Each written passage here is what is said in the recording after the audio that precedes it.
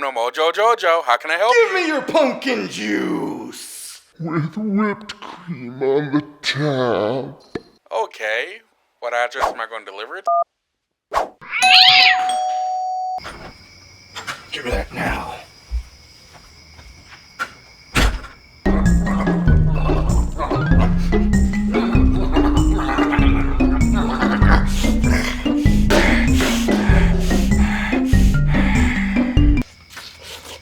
And here's a compensation for all that you do. I really appreciate it. I know you drivers don't get what you deserve, and have a good October. Thank you.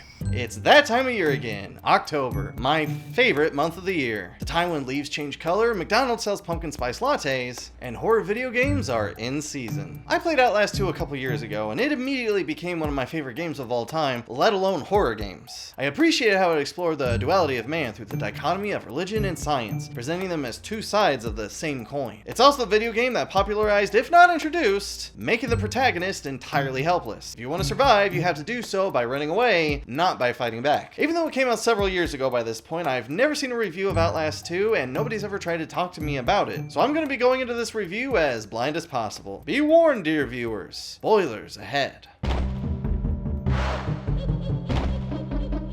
In keeping with the journalistic spirit of the first game, we play as Blake Lingerman, the cameraman and assistant to his investigative journalistic wife, Lynn Lingerman. You're investigating the murder of a pregnant woman found wandering barefoot in rural Arizona. It begins with you both up in a helicopter preparing to broadcast. Blake just woke up from a dream of a girl screaming for his help, a girl named Jessica, whose name he called out in his sleep. Lynn calls him out on it, but he shrugs it off, saying he had a dream of Jessica Gray from when they were kids. As they begin to record an intro, an engine gives out and the helicopter crash lands, leading to the title screen and then a setting in a school, and my god, man. I know gamers like to deny how pleasing of an experience good graphics are in the modern times, because it makes them feel deep and philosophical and not a shallow gamer, but let's be real with each other here, dude. This school looks freaking real. To be fair, I played this game on my 75-inch QLED TV on my Series X, with my butt planted directly in front of the TV so that the edges consumed my peripheral vision, like it's a movie theater screen. And I was overwhelmed by how real walking through this school hallway felt. Usually, I can't relate to gamers who talk about how video games feel more immersive than movies, but in this case, moving myself through the hall, looking at the lights on the ceiling, the papers on the billboards, the drink fountains on the walls, the clocks, the lockers, the thing that projects papers onto the wall, the fire extinguisher, even the floor and ceilings themselves. It really made me feel like a little kid. I used to stare at floors and ceilings a lot as a kid, so I get pretty nostalgic over ceilings. I know that sounds kind of weird. I just learned how to dissociate at a really young age. You could call me an expert. It's not a good thing. But alright, we walk through the hallway, the school locks us in and turns into The Shining, and then we wake up at the crash site. Luckily, we've survived. But the pilot and Lynn are nowhere to be seen.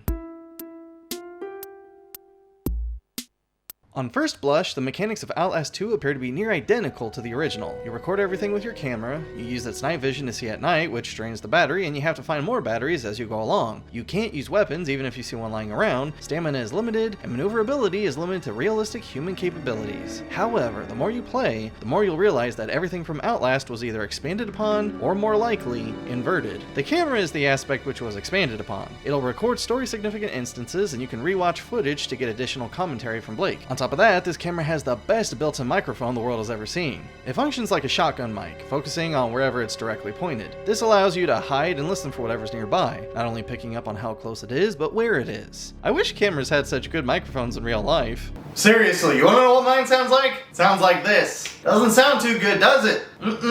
I consider the sound system to be a decent evolution from how the original game used sound as a mechanic in the watery section with the variant. The rest of the game is what's inverted. Whereas the first game was claustrophobic, forcing you to hide until you can maneuver through tight spaces, this game is one huge open area that encourages you to run rather than hide. Now, your experience may change based on difficulty. There are 4 different difficulty levels, and I chose hard, the same as I chose on the original. In the first game, I often felt trapped, and for that reason, I felt suspense. Here, once you realize that you can just run where you want to go, that's what you end up doing the whole time, and it reduced the suspense for me. The areas you run around in are usually either small towns with plenty of loop around, or open cornfields where you use your microphone to determine where enemies are. are. The checkpoints are plentiful, and the areas aren't as large as they seem at first, so once you get to an area, if you're not searching for collectibles, you can just sprint your way through it, and it won't take you long to figure out where to go. Even if an enemy catches sight of you, if they don't get the initial hit on you and you don't stop moving, they shouldn't be able to catch you. And if they do catch you, it'll be easy to improve your trajectory when you spawn back in. For that reason, although the microphone is an interesting idea, it seems like something that actually would have come in handy more so in the first game. I often forgot it existed, except when I wanted to use it to listen to characters to learn more about the story. Unfortunately, that only strengthens my conclusion on its utility, since there were much more interesting characters with a lot more to say in the first game, but we'll discuss that later. In addition to the batteries, you also pick up bandages, which are a new addition in this game. In the original, you slowly healed over time. You would think this would make the game more suspenseful, but if you're already just sprinting everywhere anyway, death doesn't feel like that big of a deal, so the limited amount of healing items is inconsequential. The gameplay alternates between two different sections: the present, taking place in Arizona, and flashbacks to the past, taking place in Sybil Catholic High School, one section often transitioning seamlessly into the next. And in the school, you're continuously pursuing a little girl named Jessica Gray while running away from a humanoid monster that's slowly revealed over time. Truthfully, I found the gameplay to be a little disappointing. The lack of suspense brought out by running rather than hiding killed the horror aspect for me, which is unfortunate to say about a horror game that truly lives and dies by how horrific it can be. The gameplay feels cheap compared to the first. It feels like a cheap copy of the first game. Kinda like when somebody creates a great work of art and somebody else tries to copy it because they feel inspired, and while on a very surface level what they created sounds like it could be the same thing, once you dig deeper, it turns out to be different in every way that counts. At least that's how I feel about the gameplay, but there have been plenty of times when the story and atmosphere of a game made up for the gameplay. Now, to be entirely transparent, I've already played through the game and written the script by the time I'm filming this, so I am well aware of the negative reputation that the game has, and I get it. The gameplay itself leaves something to be desired, and I also had a negative opinion of the story initially. However, I think that the reason that most of us end up having a negative opinion of the story is because of where our focus lies on the story, which I truly do believe is the faults of the game, how the story plays out in the game. But if you're willing to go back and realign your vision just a little bit, things start to look a little bit different.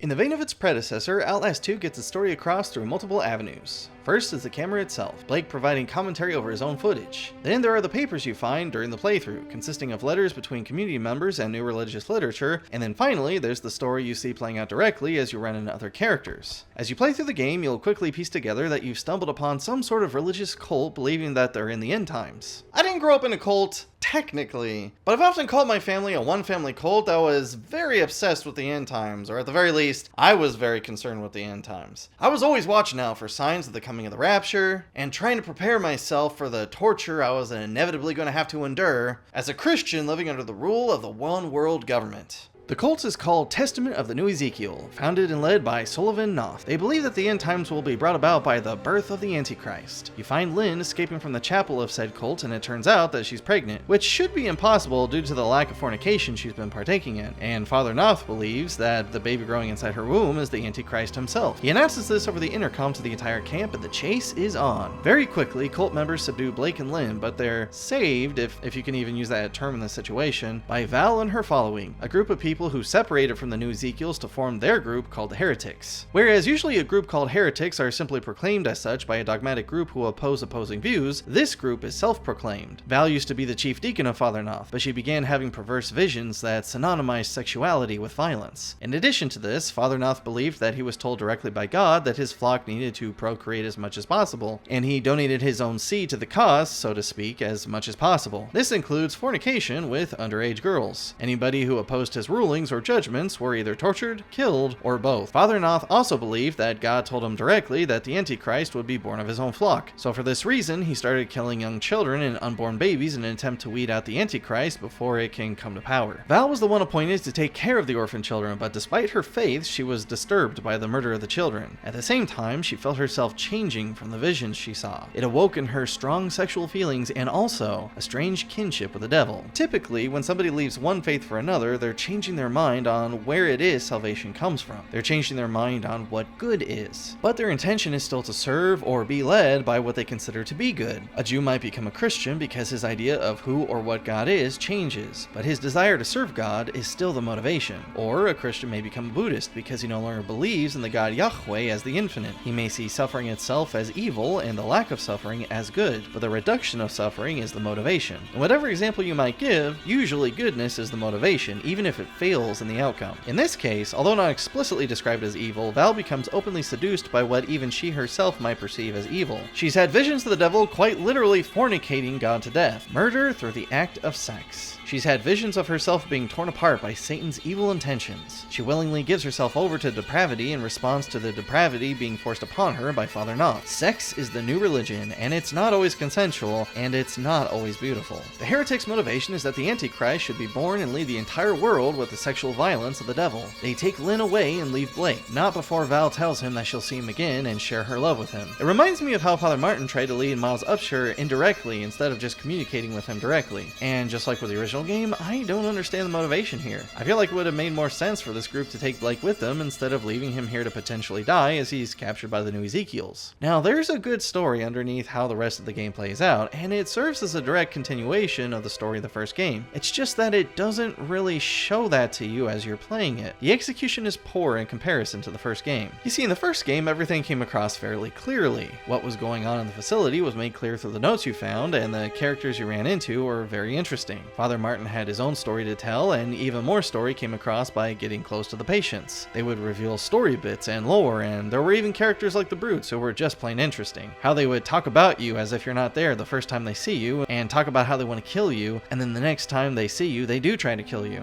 And don't even get me started on the mad scientist. In this game, the characters are not that interesting for the most part. It's just cult members who are either singing hymns, staring at you silently, or chasing you. They never add to the story, and it makes it feel like there's very little story to be told. You simply run to the next point so that you can run to the next point so that you can run to the next point. The only story beat that breaks up the monotony, in my opinion, is when you come across the husband of the murdered pregnant woman that Blake and Lynn were doing the story on in the first place. He hides you in his house, but a cult member enters his house and kills him. Well, I suppose another really interesting and truly horrific part was when they actually nail you to the cross because they genuinely believe that you're going to rise back from the dead. The additional problem to this, in my opinion, are the flashbacks. The flashbacks to the Catholic school are frequent. I don't know what the actual ratio is, but it felt like I played inside the school as much as I played through the present. That made it feel like this game was really about Blake's past, but the game ultimately does very little with Blake's past for how much it shows it. Every time you flash back, a monster chasing Jessica and you becomes more and more prominent. Then a priest begins to show up following you around and talking to you as well. I immediately got sexual abuse vibes, and this is where people's focus on the story becomes skewed. When you're playing it, it feels like there's a whole parallel thing going on. Blake had religious trauma, and it seems like there's some kind of sexual trauma there as well. The main story, the present, feels like a representation of that. Many times I wondered if Blake had actually died or was dying in the helicopter crash, and what he's going through in the present is how he's processing the trauma of his childhood. The priest is represented by Father Knopf, a religious figurehead with absolute authority. Kate is represented by both Val and Lynn. Kate runs away from the sexual monster, just as Lynn runs away from a perverse sex cult, and perhaps Val is the giving over to the guilt Kate would feel in having been sexually abused. Oftentimes victims of sexual abuse feel guilty, as if somehow it's their own fault. And sometimes when you come from religious trauma, how you respond to that when you're no longer religious is to identify as an evil person. That's something I can relate to. I was told I was evil so much growing up that when I felt like I didn't have a place and what I was taught was good, I thought that I must be evil. So you get the impression that this whole thing is ultimately about Blake's past, but the game really doesn't give you hardly any more than what I've already given you here. You run away from the priest monster so many times, and there's this very slow build up until finally, at the very end of the game, it's shown that when the priest finally gave in to his temptation and chased Jessica, she fell down the stairs and died. But Blake walked in on the scene, and the priest convinces him that Jessica actually killed herself. Now there's truly a good story here. Blake clearly bought into the lie and feels guilty for his friend's death. He thinks that she committed suicide, and he feels like he failed to pull her out of the depression that led her to that suicide. It's obvious he hasn't been able to let it go, and it's carried with him his whole life. The problem is, that story is mostly revealed toward the end and is preceded by way too much running around an empty school. I would have loved a game where we simply play as Blake growing up in a walking simulator style, a la Life is Strange, really diving deep into his relationships through deep conversations rather than running through empty halls. And then, because this feels like the focus, the story of the present gets lost in the mix. The ending of the story of the present feels as anticlimactic as the ending of the flashbacks. You run and run and run until eventually, finally, you get to the end where you run away with Lynn from both groups until she gives birth to a baby she herself can't see and then dies. And then Father Knopf kills himself. The end. And then you're just left sitting at the credits wondering what even really happened and how is this even an Outlast story? Because on first blush, the story of this game doesn't seem to have any connection to the original. So I decided that since I had already played through the game one time and got my initial impression, I was going to look up videos of what the full story is. Because I just felt like I was missing something.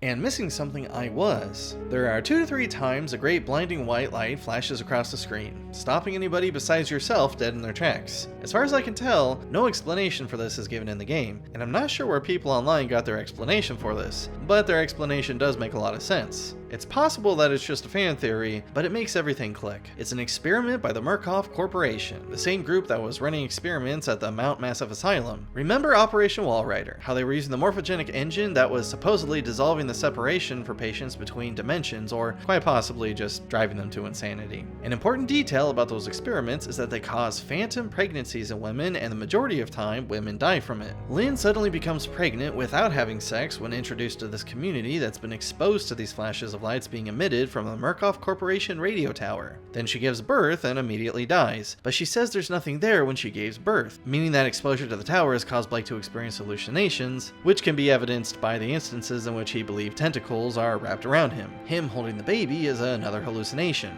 This would also explain the visions that the new Ezekiels have been having, very similar to what the patients at Mount Massive Asylum had experienced. It doesn't sound like a lot more story, but to me it's the difference between this game being 2 disappointing stories that are disconnected from the original game to being one overarching story that continues from the first. It makes all the difference of me losing interest in the series to becoming even more invested in what happens next. Will Murkoff ultimately succeed in their insane experiments? Or will the hammer of justice rain down upon them? I don't know. But what I do know is that was Outlast 2. I would say that it's an okay game. If you're the kind of person that enjoys putting research into the story that's being fed to you through the gameplay, then you might like this game. But if you're the kind of person that wants to be able to digest the whole thing as is, from how it's being presented to you in the game, this game may not be for you. So Outlast 2 was a little bit disappointing, but that's okay, because the Month of Horror Marathon has only begun. We've got plenty more games to look at where that came from. So until then, I hope you all have a good day. Bye!